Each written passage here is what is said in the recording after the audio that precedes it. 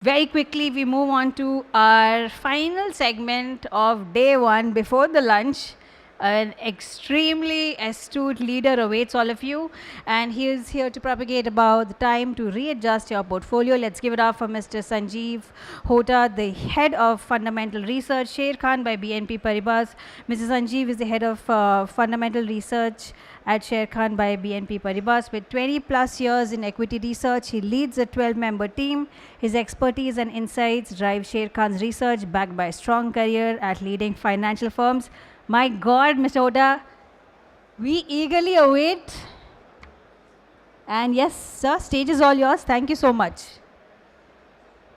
So one of the most important segments is the segment right before lunch.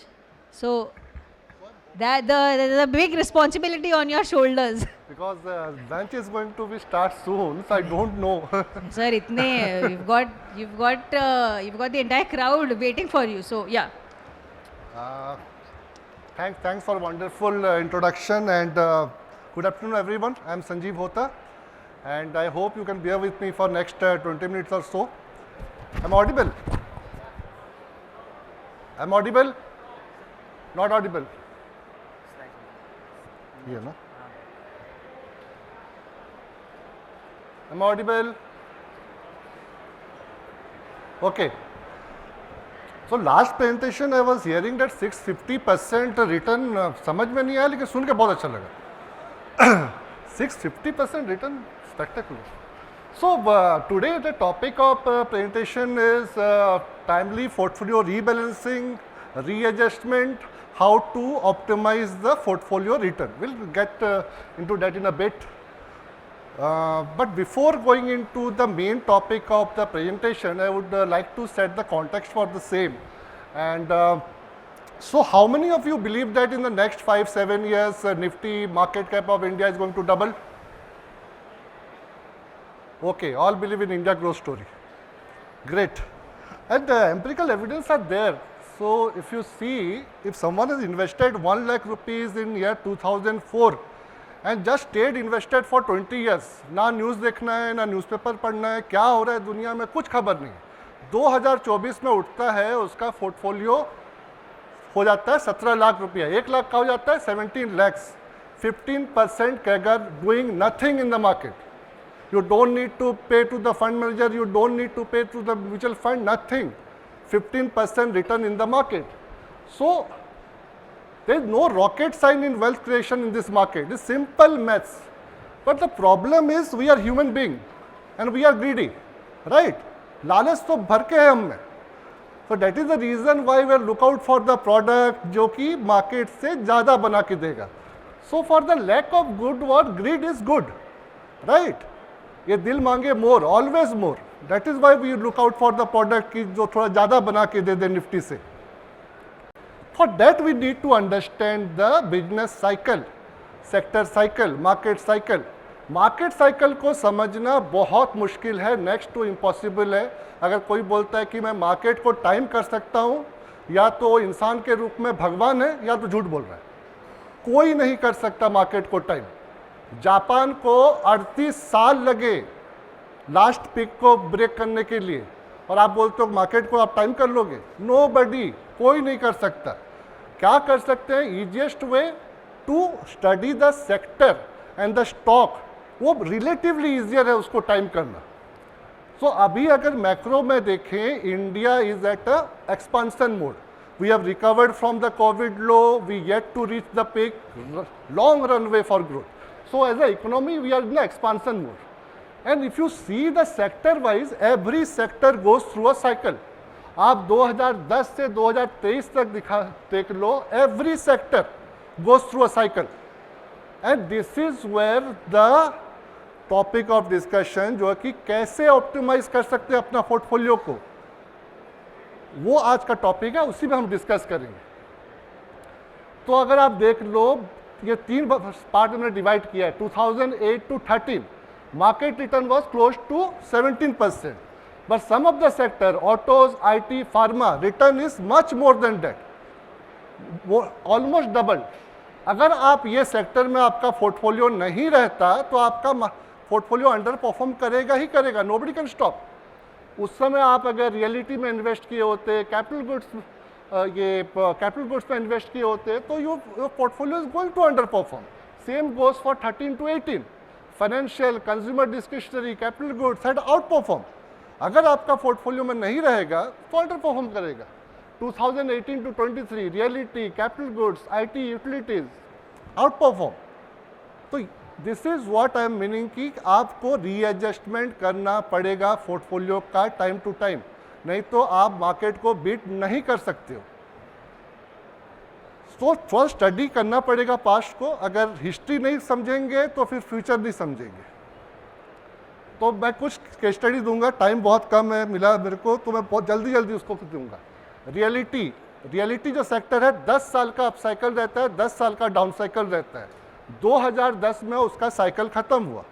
उसके बाद 10 सालों तक ये सेक्टर ने कुछ नहीं किया. If you see only 1.6% return in realty versus 9% return in Nifty. DLF जो सबसे बड़ी कंपनी है उसका रिटर्न 3% रहा. अभी शुरू हुआ है 2022 से उसका up cycle that can continue to 2032. अभी अगर ये सेक्टर में हमारा पैसा नहीं होगा पोर्टफोलियो में तो कैसे आउट परफॉर्म करेंगे. Same goes for auto sector. 2011 से 17-22% चला आपका ऑटो सेक्टर. मारुति चला 48%. उसके बाद डाउन साइकिल आया 17 to 22. Auto sector 1.6% return, Maruti -3% return. IT sector, it always goes through a short cycle, short up cycle, short down cycle. So if you see 25% CAGR, 12 to 15 versus 12% in BSE 500. Same goes for 15 to 18. IT index deliver 8.4%, जबकि BSE 500 11% चला. अगर इसमें आपका exposure ज़्यादा रहता under perform करते. अभी Covid के बाद में कितना चला 39%, 18% चला BSE 500. अगर यहाँ पे नहीं रहते आप तो भी आप अंडर परफॉर्म करते. FMCG ऐसे बहुत सारे हैं, सो उसको डिस्कस करेंगे, लेकिन ये बहुत सारे हैं. मैं इंपॉर्टेंट चीज़ आपको बताना चाहता हूँ, ये बहुत इंपॉर्टेंट है. फार्मा 28% कैगर था 2008 to 15.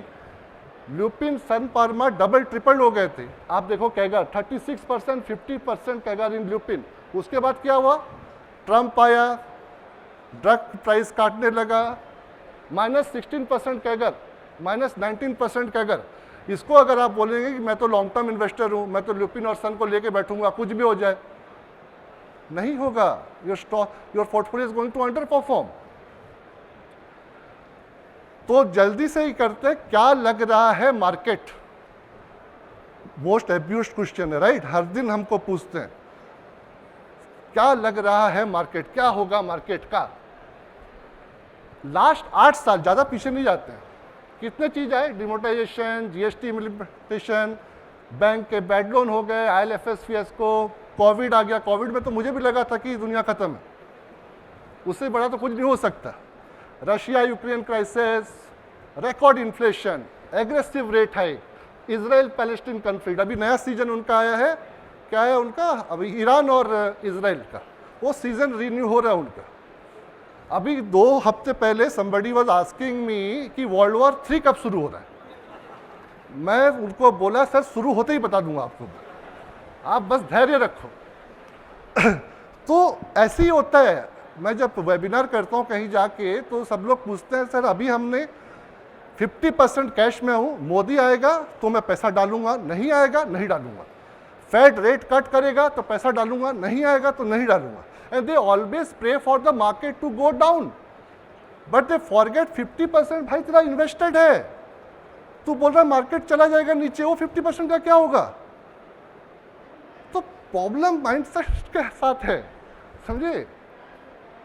कुछ भी हो जाए. अभी बजट में आपने देखा कि लॉन्ग टर्म टैक्स ऊपर चला गया, फिर बोले कि मार्केट खत्म हो गया, ऐसा तो नहीं होगा. अरे हिस्ट्री देख लो 1995 की, ये गवर्नमेंट का KPI है, कुछ तो करेंगे. टैक्स रेट से साथ ही इधर उधर कर सकते हैं. कितने बार टैक्स रेट बढ़ाए हैं, घटाए हैं, लेके आए हैं. उसमें .com क्राइसिस आ गया, सब प्राइम क्राइसिस आ गया, पेंडेमिक क्राइसिस आया. Market always win, all time high. Market को कोई नहीं रोक सकता. Over a long period of time market is going to outperform. Equity is the best asset class. लेकिन अभी मैं आपको पहले बताता हूं कि मार्केट क्यों अच्छा लग रहा है हमें, और सब एग्री किए हैं कि मार्केट डबल हो जाएगा, डबल से ज़्यादा हो जाएगा। क्यों? We are the fastest GDP nation, best central bank to manage the inflation and growth, improving macro print, GST collection देख लो, कॉर्पोरेट टैक्स कलेक्शन देख लो, क्वालिटी ऑफ अर्निंग ग्रोथ हमारा कॉर्पोरेट इंडिया का है almost 14-15%, and that is driven by domestic cyclical. We are not dependent on the export market. Political stability है, pro growth government policies है। किसी ने मुझे पूछा था कि अगर मोदी नहीं आया तो क्या होगा, तो आपको याद है 2004 से 2009 तक we have seen the biggest bull run of India, 286 week का। उस समय गवर्नमेंट किसका था? Anybody remember? यूपीए। सपोर्ट कौन किया था? लेफ्ट। उसमें हमने सबसे बड़ा बुल मार्केट देखा, और आप वॉरी करते हो मोदी आएगा नहीं आएगा। रेट हाइक साइकिल खत्म हो गया, अभी सितंबर में काटना शुरू कर देगा। डोमेस्टिक फ्लो अपना वैल्यूएशन को ड्राइव कर रहा है, एसआईपी अगर एनालाइज कर दोगे तो 2.5 लाख करोड़ का हो गया। प्रॉब्लम है यहाँ पे वैल्यूएशन इन सम पॉकेट, आप जस्टिफाई नहीं कर पाओगे इसको। और मैं ये बोल रहा हूँ कि I have met so many exceptional talent in the last 5 years, those who have joined during covid and post covid also, they are exceptionally talented guy. लेकिन उनमें से बहुत हैं, मैं इनको नाम दिया हूँ Abhimanyu, they know the art of entering the chakravyuh but they don't know art of getting out of it, because they have not seen the pain of the bear market. और जब बियर मार्केट आएगा तब बहुत प्रॉब्लम होने वाला है, क्योंकि कहीं पे म्यूजिक ओवर हो चुका है, और जब म्यूजिक ओवर हो जाएगा you will not get another chance, you will not gate extension. वो जब जाएगा, खत्म होगा स्टॉक का स्टोरी, 80% 90% जाएगा। तो फैट लेडी इज ऑलरेडी संग। मार्केट कहीं कहीं पे कुछ स्टॉक के लिए, कुछ पॉकेट के लिए it is already getting over. तो बी अवेयर कि क्या करना है। अगर आप large cap, mid cap, small cap का 10 साल का एवरेज देखोगे, ऑप्टिमली लार्ज कैप 70% रहता है, स्मॉल कैप मिड कैप 30% रहता है। स्मॉल कैप का एवरेज देखोगे लास्ट अगर 10 साल का 12.6% है। Now we are closer to 19%। Mean reversion होना ही होना है, इस पर कोई नहीं रोक सकता। तो इसमें अपने को करना क्या है? If some stock you have bought, let's say I give a example of Hindustan Aeronautics, you bought at 1000 rupees, now it is 5000 rupees, आपका 5% ऑफ पोर्टफोलियो एलोकेशन था, अभी हो गया 15%, 16%। करना क्या है? you have to trim down that exposure, you have to bring down again to 6-7%, क्योंकि आप बहुत कंसंट्रेटेड बेट ले रहे हो अगर 15-16% आपका सिर्फ हिंदुस्तान एरोनॉटिक्स में।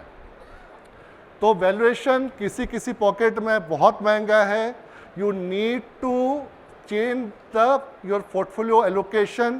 I am very optimistic about market and our India growth story, but some of the stock you cannot justify the valuation.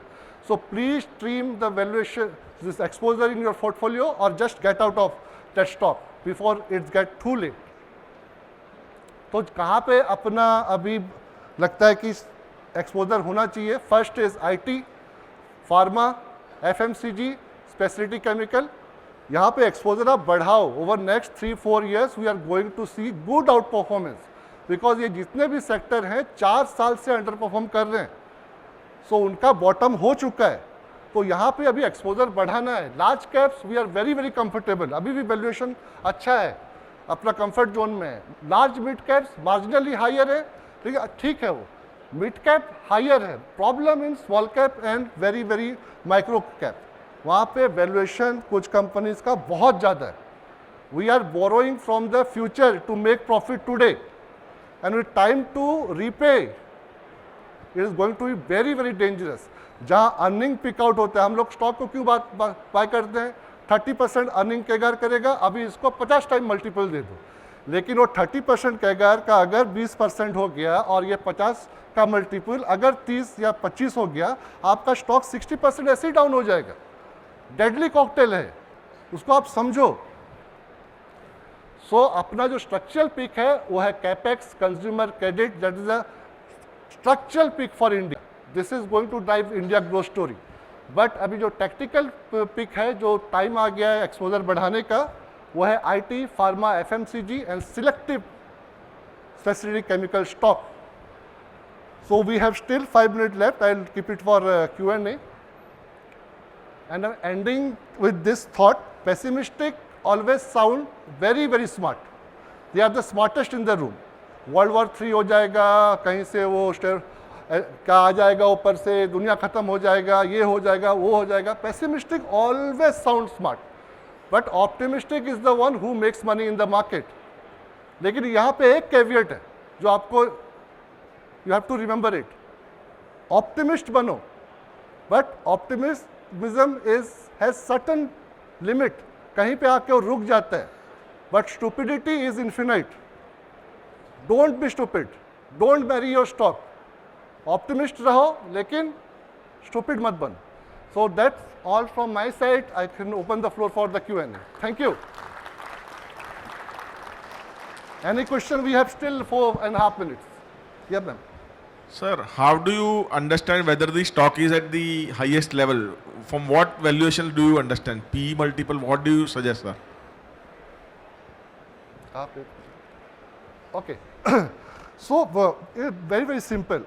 If the stock that I have bought, let's say I bought a stock name A, and I believe that this earning is going to get tripled or double in the next 4-5 years. And it is currently trading at 20 times, 30 times. I am ready to give because the earning is going to triple in the next 5-6 years. But the day that P become, let's say, 60 times, and earning जो मैंने सोचा था कि triple होगा वो अभी सिर्फ double ही हो रहा है. और री रेट हो चुका है. ये एवरीबडी क्राउड आ चुका है उस पर. और जो 20 टाइम 25 टाइम में मिल रहा था वो 60 टाइम्स हो चुका है. वहाँ पे मेरा मार्जिन ऑफ सेफ्टी कुछ नहीं रह जाता. I like the company, I like the story, everything is good, but it's already crowded trade. अब incrementally खरीदेगा कौन? सब बेचने ही आएगा ना. So you need to see that. Okay, thank you. Yes, ma'am. Hello, sir. Sir, hello. Sanjeev, sir. Sir, on the left hand side. Yeah. Hello. Sir, जैसे आपने बोला valuations are very high for some of the like small cap and mid cap, but at the same time वहाँ पे retails DI के through mutual funds में heavily invest भी कर रहे हैं. So if we correlate both of the things, both are going in a opposite direction कि like high valuations है तो we should stop investing. However, like because the people are already investing through mutual funds, so वहाँ पे already money inflow इतना है. So how to treat that part? So Thank you. mutual fund also, what they do, they also rebalance their portfolio. If they bought a stock which become 2x, 3x and become, let's say, 15% of their portfolio, they trim it down, bring it down to 8%. They book profit. Okay. And the problem is that if you are going to mimic the mutual fund portfolio, it's not going to make money because they have their strategy in mind. 10 years back, if you see, we are just mimicking the FIs. कि what FI buy करेगा तो हम खरीदेंगे, FI बेचेगा तो हम खरीदेंगे. You are not going to make money. So don't just mimic the mutual fund or any other guy. Take your own decision. Okay. So, hi. This will be the last question. Yeah. So, how do I understand that it's the beginning of bear market? Are there any proactive signs to understand that? कहाँ? Akashvani. Oh, Very this, difficult. the lady Very in difficult. front. Just as I said, it's very difficult to time the market. You can relatively easier to study the stock you own. Okay, कि वहाँ bear market कब आएगा? कि इसका अभी picked out हो गया evaluation. But to time the market and predict when it's going to be a bear market, I don't know. One last question And, from that Sir. gentleman. Hi, sir. Sir, we'll genuinely run out of time, sir. One. Hello, sir. Before I ask my question, I really want to appreciate you. बाकी सब जितने speakers थे उन्होंने अपना product demonstration दिया था. आपने actually topic पे बात किया है. Sir, my question is that I follow a certain strategy and I जैसे आपने बताया overvaluation हो रहा है, I also sense that.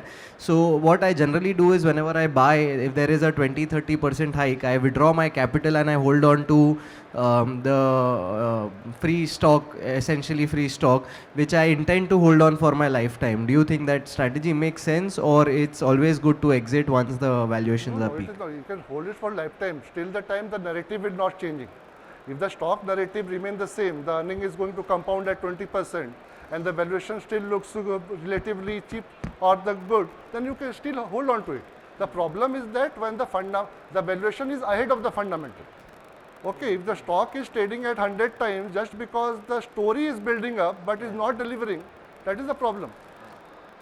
So, but as you spoke about HAL, the order value is still going on increasing and It is still going to it's increase, receiving. but my problem is not with HAL. I like the company. My problem is that 1000 का अभी 5000 5500 हो गया.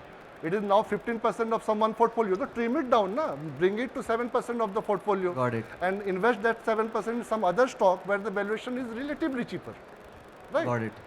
That helps. Thank you. So one last one, then we're done, sir. Please, please. My question is wow, done. wow, done.